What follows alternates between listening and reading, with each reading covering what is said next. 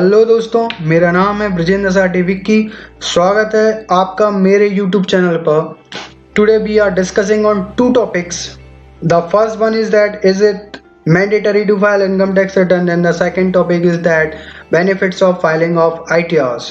We discuss one by one. Is it mandatory to file income tax return? क्या return file करना compulsory है? तो इसका answer देता है income tax act 1961. So, as per the section 139 clause 1 of Income Tax Act 1961 states that the following category of person shall be filed ITR. देखते हैं कौन से पर्सन है जिनके लिए कंपल्सन है फाइल करना।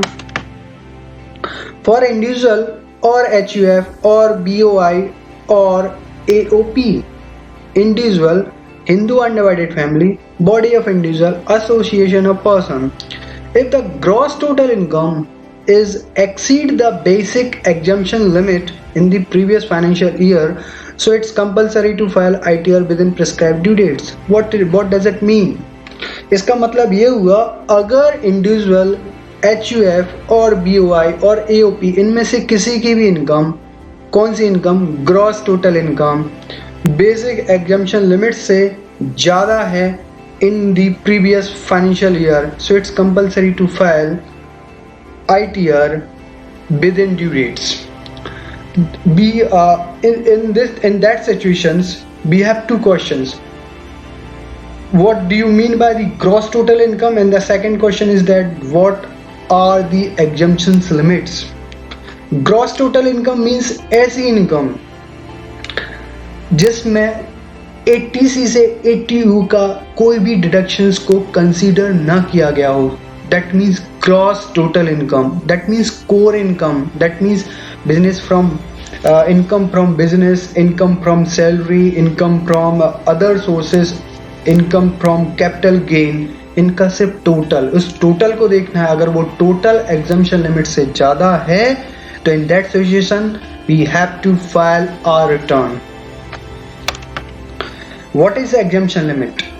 Individual person जिनकी एज लेस देन 60 ईयर है तो उनके लिए exemption limit up to 2.5 lakh rupees है. और ऐसे पर्सन जिनकी एज बिटवीन 61 to 80 ईयर्स है तो उनके लिए एग्जम्पशन लिमिट है अप टू 3 लाख. और ऐसे पर्सन एज अबो 80 ईयर्स है तो ऐसे पर्सनस के लिए exemption limit up to 5 lakh rupees है. In case of company and firm तो बहुत सिंपल सा फंड है इनके लिए. Irrespective of profit and loss of previous year, such company and firm shall be filed income tax return. Means अगर आप company और फर्म के फॉर्म में रजिस्टर्ड हो तो आपका प्रॉफिट हो, लॉस हो, डजंट मैटर, आपको फाइल करना है income tax return as per the provision of 139 clause 1 of income tax act 1961. तो अगर इसमें फर्स्ट टॉपिक को समराइज करो इन सिंपल मैनर तो मैं यह कंक्लूजन निकाल सकता हूं कि अगर आप इंडिविजुअल, HUF, AOP और BOI हो और अगर आप एग्जम्पशन लिमिट से ज़्यादा ग्रॉस इन टोटल इनकम है, so in that situation you have to file your return. And in case of company और firm you have to compulsory file your return irrespective of profit and loss of previous year. That's it. The next topic is that benefits of filing of income tax return. There are so many benefits related to filing of income tax return. We discuss one by one. The first benefit is that ease of getting loan with lower rate. If any person is going to bank, so the bank manager will ask you first question, do you file your return? तो आपकी तरफ से answer आता है yes, हम अपने return को properly file करते हैं. तो बैंक के मैनेजर्स आपसे आपके प्रीसीडिंग 3 फाइनेंशियल ईयर्स के आपसे ITR की कॉपी डिमांड कर सकते हैं, जिस पर बैंक अपने सिस्टम के अकॉर्डिंगली उस पर एनालिसिस करता है और एनालिसिस करने के बाद आपको वो लोन प्रोवाइड कर लेता है. आप यकीन मानिए in that situations the rate of interest of loan is cheaper as compare to अगर रिटर्न को फाइल नहीं करते. दैट मीन्स अगर रेट ऑफ इंटरेस्ट 11% है in case of house loan तो आपका रेट ऑफ इंटरेस्ट जो होगा वो the chances are very high कि वो रेट ऑफ इंटरेस्ट आपका कम हो जाएगा. And the second benefit is that proof of income of all previous year. जब भी आप ITR फाइल करते हो तो आपको इनकम टैक्स अथॉरिटी के द्वारा ITR 5 एक्नॉलेजमेंट प्रोवाइड किया जाता है।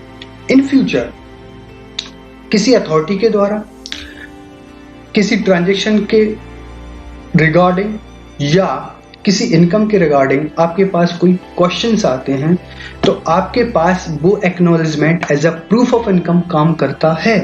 So this is the most important benefit. And the third benefit is that rapid processing of visa applications. बहुत सारे असेसी या बहुत सारे लोग वीजा के लिए अप्लाई करते हैं तो वीजा अथॉरिटी के द्वारा आपके ITRs की कॉपी मांगी जाती है। अगर आपने ITR प्रॉपर्ली फाइल किए हैं तो आपकी वीजा की प्रोसेस बड़ी ही रैपिडली रिस्पॉन्ड की जाती है और आपका वीजा अप्रूव कर दिया जाता है।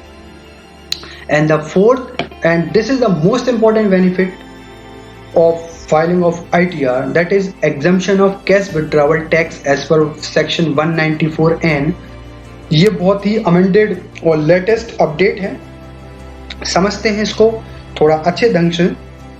सेक्शन 194N, अगर कोई पर्सन प्रीसीडिंग 3 इयर्स के ITR को फाइल नहीं करता है तो बैंक या पोस्ट ऑफिस में वह 20 लाख रुपए से ज्यादा का कैश विड्रॉवल करता है ड्यूरिंग द फाइनेंशियल ईयर तो उसको 2% TDS डिडक्ट किया जाएगा बैंक के माध्यम से।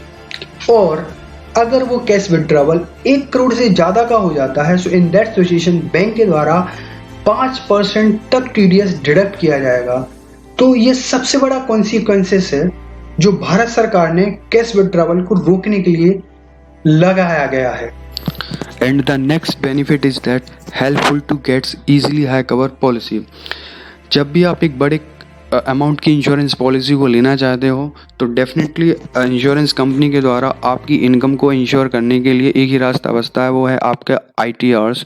तो इंश्योरेंस कंपनी डेफिनेटली आपके ITR को डिमांड करती है और on the basis of demanding ITR insurance company यह इंश्योर करती है कि आपकी इनकम सफिशिएंट है इस तरह के बड़े इंश्योरेंस अमाउंट को पे करने के लिए।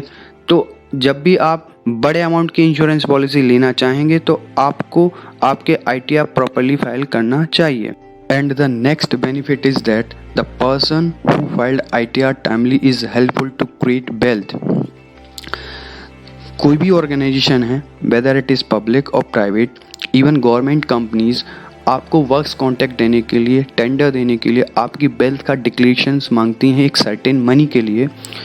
तो इन दैट सिचुएशन अगर आपका ITR प्रॉपर्ली फाइल हुए हैं तो उसी के अकॉर्डिंगली आपकी वेल्थ का क्रिएशन किया जा सकता है, क्योंकि जब भी वेल्थ को क्रिएट किया जा सकता है तो उसके पीछे कुछ ना कुछ वजह होना चाहिए। वो वजह होती है आपके ITR प्रॉपर्ली फाइल होना चाहिए, जिसके आधार पर आपकी वेल्थ को जस्टिफाई किया जा सकता है।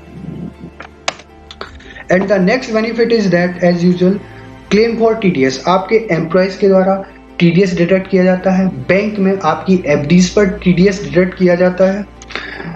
और क्या होता है कि आपका TDS कभी कभार या मोस्टली एक्सेस TDS काट लिया जाता है रेस्पेक्टिव अथॉरिटीज के द्वारा।